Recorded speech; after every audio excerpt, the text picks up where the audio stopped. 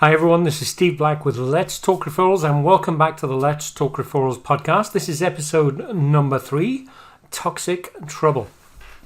It's been said that we are the sum total of the 5 people we spend the most time with.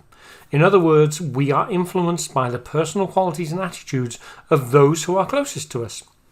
In some sense, we reflect their personalities, and this is so important when it comes to networking. Networking needs to be a positive experience for everyone involved, and yet sometimes we just find ourselves networking or engaging with the wrong people and do nothing about it. Now, at first, this may sound a little bit extreme. After all, we're all individuals with the free will to make choices and take actions that we feel are best, right? In general, this is correct. However, it is also a fact that human beings are by nature social consensus builders. This means that we naturally form groups, and within those groups we strive to reduce tension and dissent. In order to accomplish this, we have a natural instinct to move towards acceptance.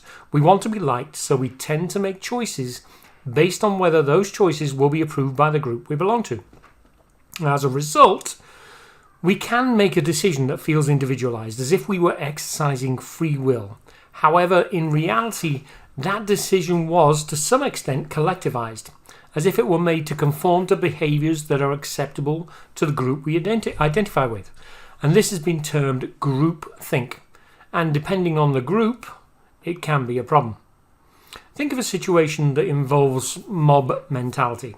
Let's say a crowd of people who are fans of the same sports team.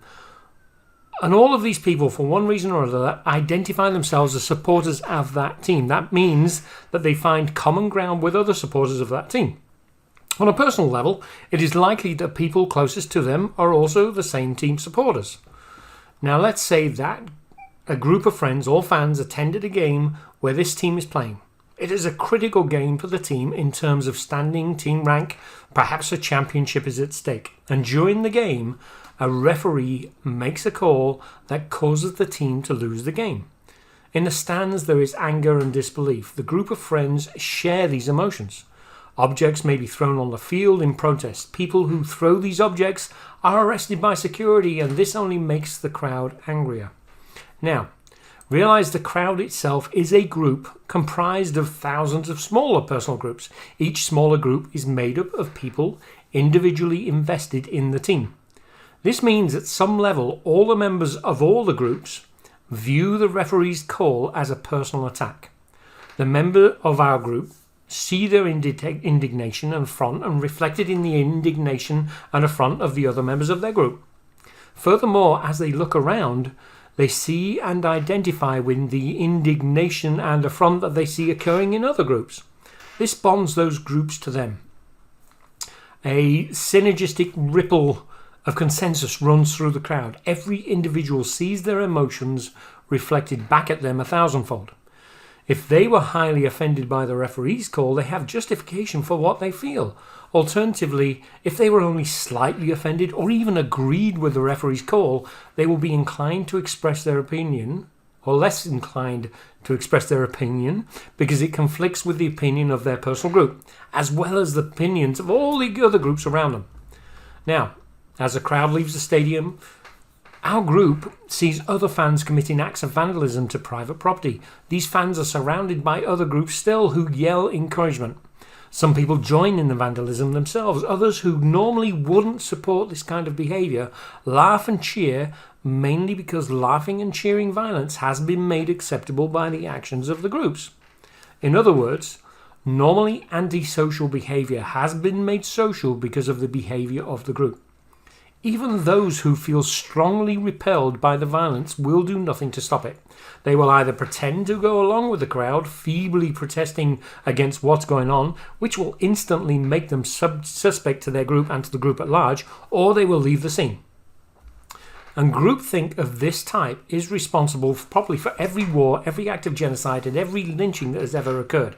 It is a real part of human behaviour, and to ignore it or pretend that it doesn't exist is a grave mistake. And instead of ignoring the reality of groupthink, we must acknowledge its existence and take the necessary effects to reduce its negative effects.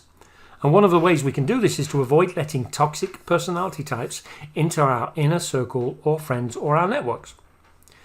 Here are a few personality types you should probably avoid. The braggadocious.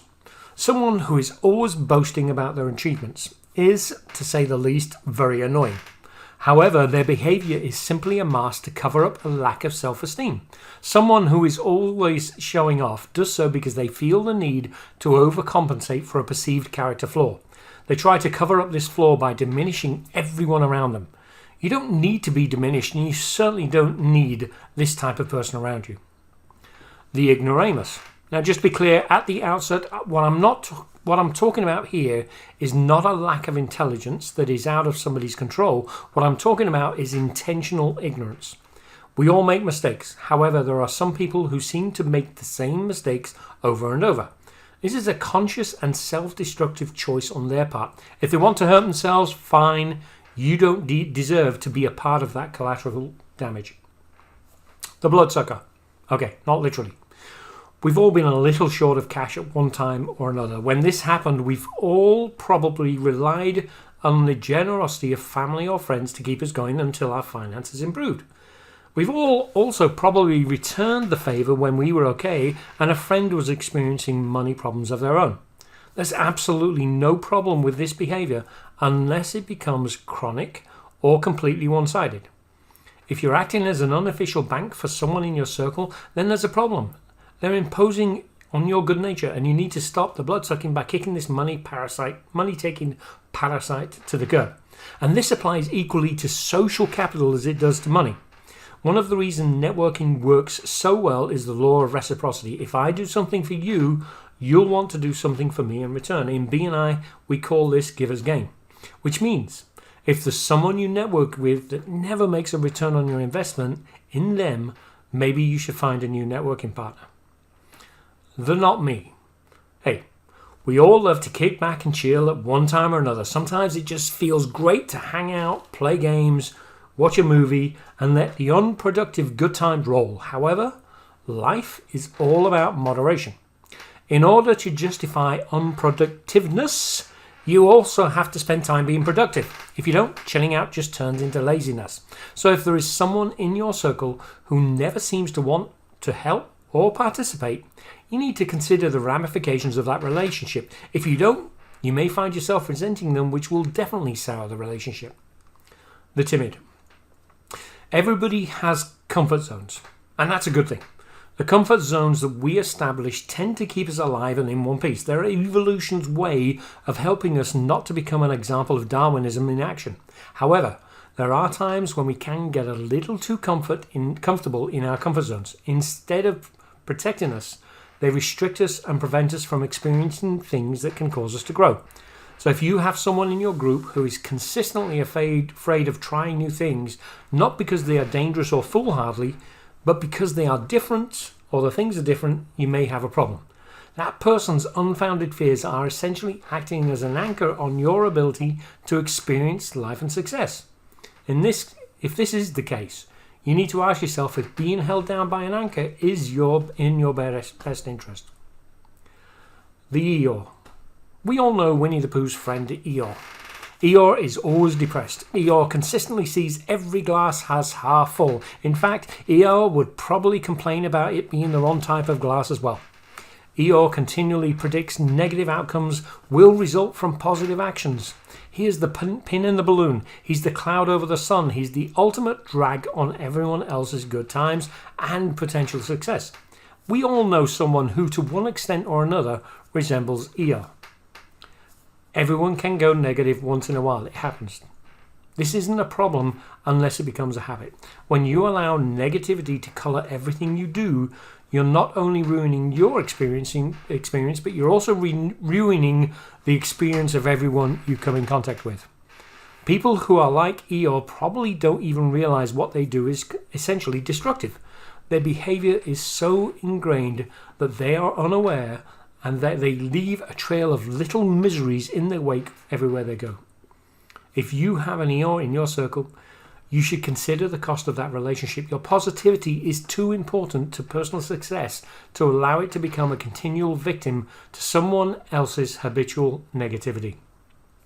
As Dr. Ivan Misner talks about in his book, Dr. Ivan Misner is the founder of BNI, and we've literally just celebrating the 38th anniversary of BNI this month. But as Dr. Ivan Misner talks about in his book, Who's in Your Room, it would be a lot easier if we had a mental doorman to stop these people getting in our lives. But sometimes we make mistakes, or it's not completely clear at the outset that they have one of these personality types.